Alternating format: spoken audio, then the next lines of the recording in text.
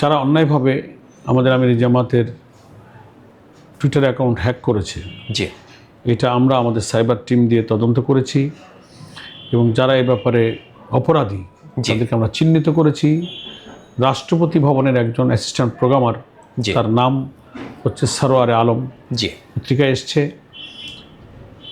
তার থেকে এইখানে ইমেল থেকে এসছে এবং একটা ভাইরাস দিয়ে এইভাবে তার শর্ট টাইমের জন্য এবং সাথে সাথে এটা আমরা শনাক্ত করেছি এবং এইটার ব্যাপারে মামলা করার জন্য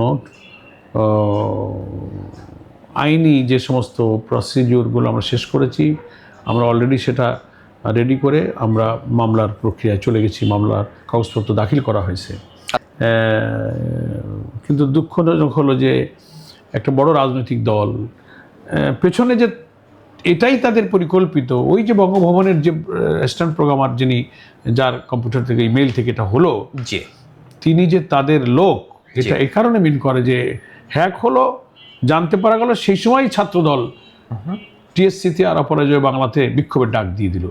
তো বিক্ষোভের ডাক আর হ্যাক খুব মিলে যায়, মনে হয় যেন এটা একটা প্যাকেজ প্রোগ্রাম করে তারা এই কাজটা তাকে দিয়ে করেছে। এবং রাষ্ট্রপতির ভবনে দপ্তরে কর্মরত একজন অ্যাসিস্ট্যান্ট প্রোগ্রামার,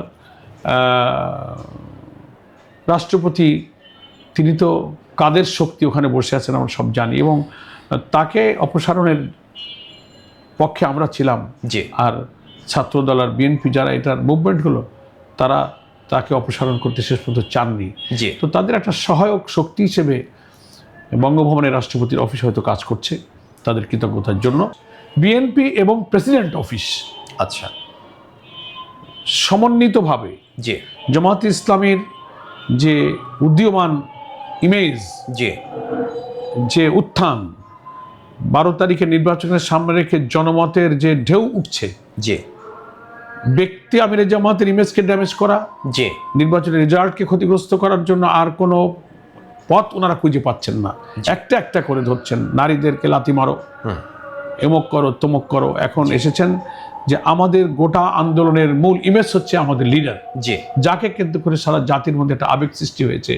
অনেকেই ধারণা যে he will be the future prime minister. ফলে ব্যক্তির ইমেজের সাথে দলের ইমেজ অনেক সময় জড়িত থাকে। তারা মনে করে যে এই লোকটাকে দেখলেও মানুষ মনে করে একটা নেক মানুষ, ভালো মানুষ।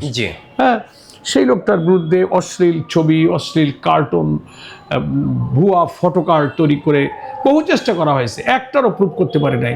আর এটা তো সাথে সাথে আমাদের সাইবার টিম ওয়ার্ক করে প্রেস কনফারেন্স করে আমরা বলেছি যে দিস অ্যান্ড দ্যাট অমুক জড়িত, পারলে উনি প্রমাণ দিক।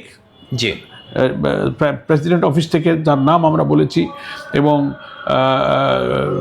কারা কারা কোথা থেকে এটা করেছে, এবং কি বলে বিএনপির যে ওই মিডিয়া টিমের সাথে কার কার জড়িত আমাদের তথ্যের মধ্যে তারও দু একজনের নাম টাম আমাদের ব্রিফিংয়ের সময় এসছে।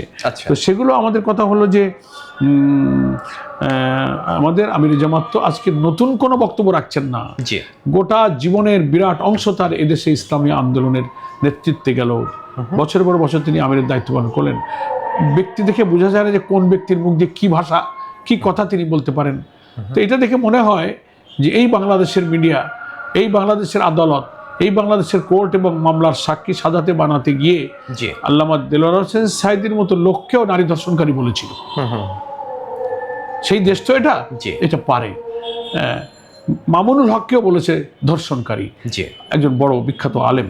তো এটা যারা পারে, সেই দেশের মিডিয়ায় এক শ্রেণীর নোংরা রাজনীতির হস্তক্ষেপ হয়ে এরা অর্থের সামনে এদের বিবেক চরিত্রকে বিক্রি করে দিয়ে এরা সব কিছুই করতে পারে।